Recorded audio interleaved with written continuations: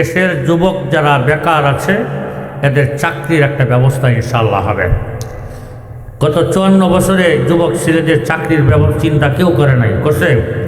ওই সমস্ত ছেলেদেরই চাকরি হয়েছে বেশিরভাগ, যার দুলাভাই সরকারি বড় ক্ষমতায় ছিল, নাহলে খালু মামু ছিল, হ্যাঁ, যাদের টাকা ছিল পয়সার বিনিময়ে। একটা পিয়নের চাকরিও নাকি 10-15 লাখ টাকা দিয়ে নিছে, আমি শুনছি। কথা হাজার মিশা? হ্যাঁ, একটা পিয়নের চাকরিও নাকি 10-15 লাখ টাকা নিছে।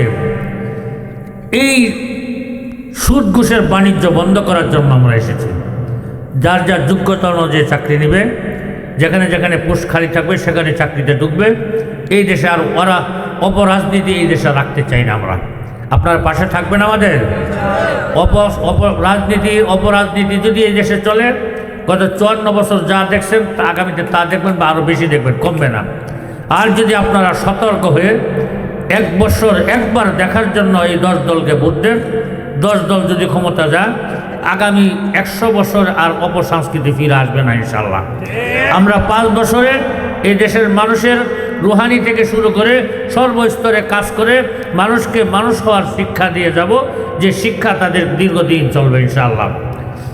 আর আপনাদের কাছে ভোট নেওয়ার জন্য এখন নতুন নতুন ফোন দিয়ে অনেকেই আসতেছে। কেউ ফ্যামিলি কার্ড নিয়ে আসবে, কেউ বেকার ভাতা নিয়ে আসবে না? আসছে কিনা জানি না। সাবধান, এই দেশে 20 কোটি মানুষ, ফ্যামিলি প্রায় 5 কোটি। 5 কোটি কার্ড দেওয়া আর কার্ড দিয়ে টাকা দেওয়া কারো বাবার সাধ্য নাই।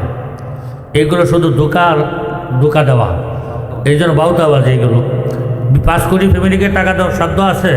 বলেন, কয় টাকা করে দিবে? 50 টাকা করে দিবে? 50 টাকা করে দিলে কত কোটি হবে? 100 টাকা দিবে, 100 টাকা দিলে কত কোটি হবে? আবার এই যদি কোন যে 5,000 10,000 দিব, তাহলে এটা বাংলাদেশের সরকারের শক্তি নাই আপনাদেরকে 5,000 10,000 দেওয়ার। এই জন্য এগুলো ধোকাবাজি। আবার যুবকদেরকে বেকার ভাতা দিবে। যুবকদের বেকার ভাতা দেওয়ার অর্থ হলো যুবকদেরকে পঙ্গু আর ল্যাংড়া বানায় দেওয়া। কি বলেন? যুবকদেরকে বেকার ভাতা দেওয়া মানে কি? যুবকদের কর্মক্ষম যুবকদের কর্ম থেকে বিমুখ করা। আর কর্ম থেকে যখন যুবক বিমুখ হবে তখন সে ল্যাংড়া পঙ্গু হয়ে যাবে। এই জন্য আমরা বলি যুবকদের কর্ম দেওয়া, কাজ দেওয়া, চাকরি দেওয়া। এই জন্য যুবকরাও সতর্ক থাকবেন, আপনারাও সতর্ক থাকবেন। এই দেশ স্বাধীনতার পরে ভালো মানুষের ছোঁয়া পায় নাই, ভালো মানুষের দেখা পায় নাই, যে কারণে দেশের উন্নতি হয় নাই, রাস্তাঘাট হয় নাই, হ্যাঁ, স্কুল কলেজ পর্যাপ্ত পরিমাণ হয় নাই, মাদ্রাসা মসজিদে তো হিসাবই নাই। মাদ্রাসা মসজিদে কোনোদিন সরকারে কিছু দেয়? আমরা ইনশাল্লাহ, আপনারা যদি আমাদের পাশে থাকেন, আমরা যদি ইনশাল্লাহ আসতে পারি, একটা কথা মনে রাখবেন, আমাদের 10 দলে একজন সন্ত্রাসী নাই, আছে? আমাদের 10 দলে একজন সন্ত্রাস চাঁদাবাজ নাই। অতএব আমার বায়ান স্যারেও কেউ সন্ত্রাস না, চাঁদাবাজ না। আমার বায়ান স্যারে কেউ চাঁদাবাজি করে? তাহলে নির্দ্বিধায় ভোট দিবেন। ইনশাল্লাহ ওয়াদা দিচ্ছি, প্রতিশ্রুতি দিচ্ছি, সরকারি বরাদ্দের একটা টাকা কাউকে চুরি করে খেতে দেব না ইনশাআল্লাহ। 100% টাকা যদি আমরা 5 বছরে এই ফুলপুর তারাকান্দার উন্নয়ন করি, জগজগ করবে থানা, জগজগ করবে ইনশাআল্লাহ। এই যে পৌরসভা ফুলপুরের না ভিতরে এই রাস্তা আছে, ছোট্ট ছোট্ট রাস্তা, অলিগলি, পৌরসভা এমন থাকে। আমরা আশা করি পৌরসভা যদি ফুলপুর হয়, তারাকান্দাও পৌরসভা করব, ফুলপুর তারাকান্দা পৌরসভা করে 2টার সমানভাবে উন্নয়ন করব। 2টা হাসপাতাল 2 জায়গা আছে, হাসপাতালগুলো সুন্দর করব, 100 বেডে উন্নীত করব।